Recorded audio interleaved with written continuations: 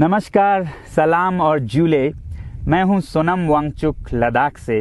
आप में से कुछ लोग हमें जानते होंगे हमारे शिक्षा सुधार के कामों के बारे में, या फिर पर्यावरण के काम में आइस स्तूपा, आर्टिफिशियल ग्लेशियर जैसे कामों के लिए, या फिर आई लिव सिंपली जैसे ग्लोबल मूवमेंट्स जो कि सादा जीवन अपनाकर क्लाइमेट चेंज को रोकने के लिए लोगों को प्रेरित करती है।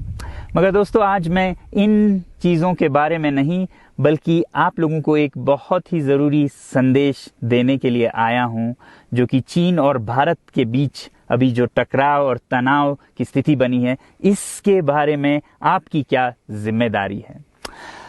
मैं लद्दाख में हूं और आप देख रहे हैं सिंधु नदी को बहते हुए यहाँ, और वो जो पहाड़ियाँ हैं उनके पीछे नुब्रा और चांगतांग के वो इलाके हैं जहाँ पर ये तनाव बढ़ता जा रहा है। हजारों सैनिक वहां ले जाए जा चुके हैं। सुनने में आया है चीनी वायुसेना के जहाज भी वहां तैनात किए गए हैं, और एक घंटे पहले भारतीय वायुसेना के जहाज भी मेरे ऊपर मंडरा रहे थे।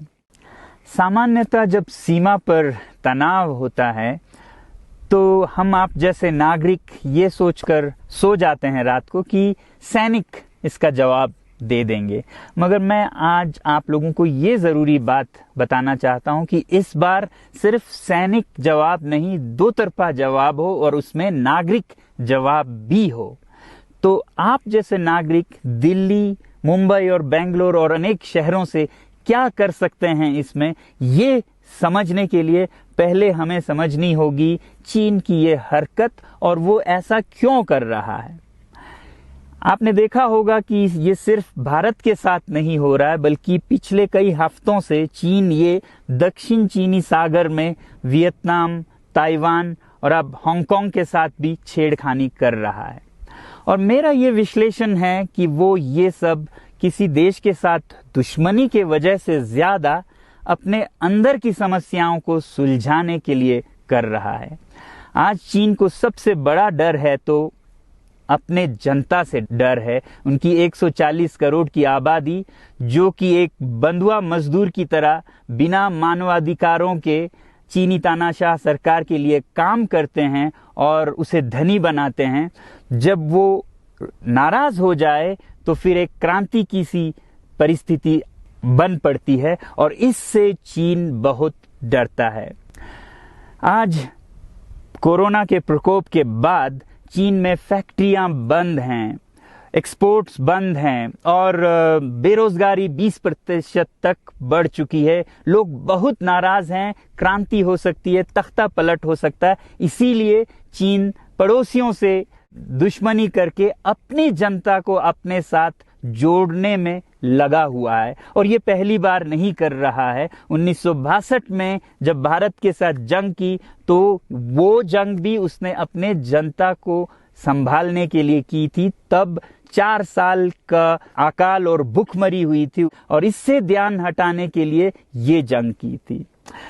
चीन के लिए अपनी जीडीपी और जो खुशहाली है उसे बढ़ाते रहना बहुत ही जरूरी है, और जिस दिन जीडीपी घट जाए वहां की जनता क्रांति के लिए तैयार है। मैं तो कहता हूं कि इस बार भारत की बुलेट पावर से भी ज्यादा वॉलेट पावर काम आएगी। जो नागरिक पैसा खर्चते हैं चीन के सामान को खरीदने में, जरा सोचिए, हम आप भारतीय उद्योग को मारकर चीन से मूर्तियों से कपड़ों तक हर साल 5 लाख करोड़ के सामान खरीदते हैं, और फिर यह पैसा आगे जाकर हमारे सीमा पर हथियार और बंदूक बनकर हमारे सैनिकों के मौत का कारण बन सकती हैं।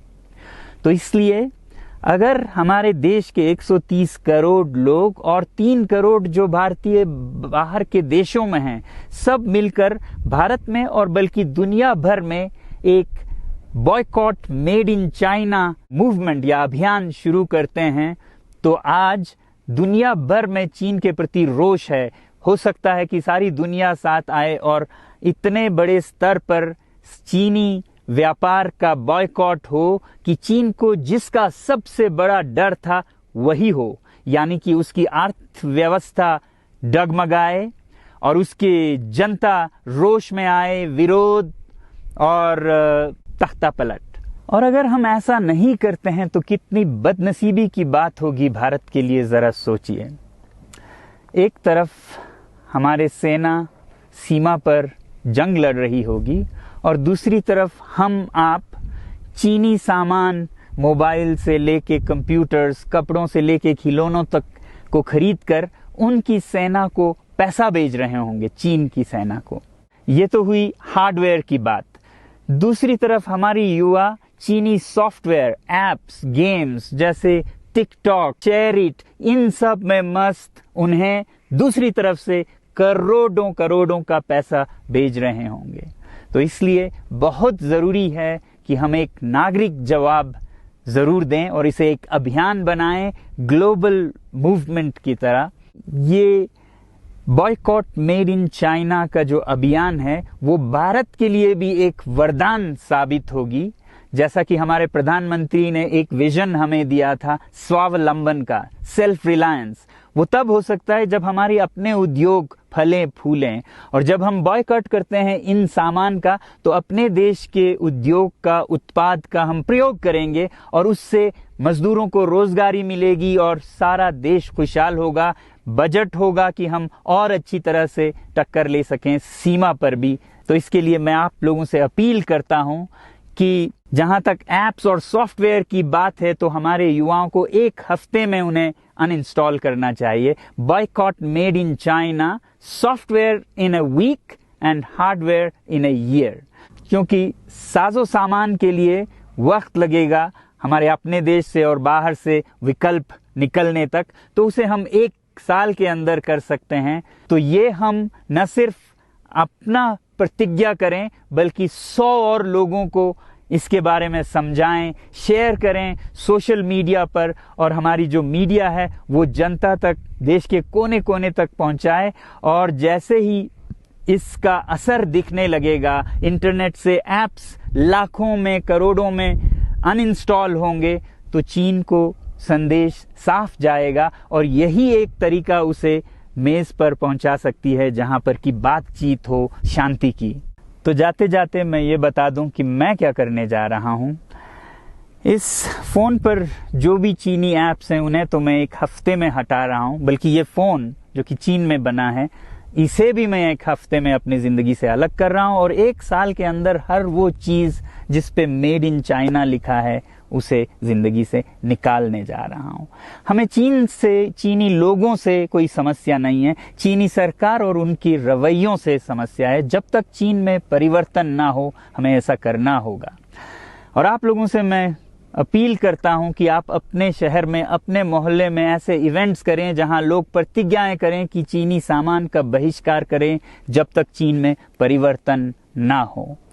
और मैं सालों से कहता रहा हूं कि 21वीं सदी में देश के लिए जान देने की नहीं बल्कि जिंदगी देने की जरूरत है।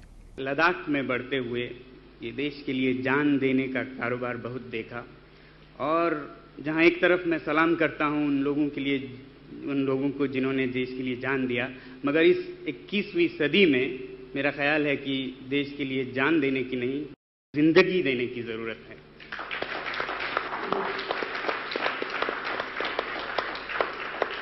तो आप भी निभाइएगा अपना रोल।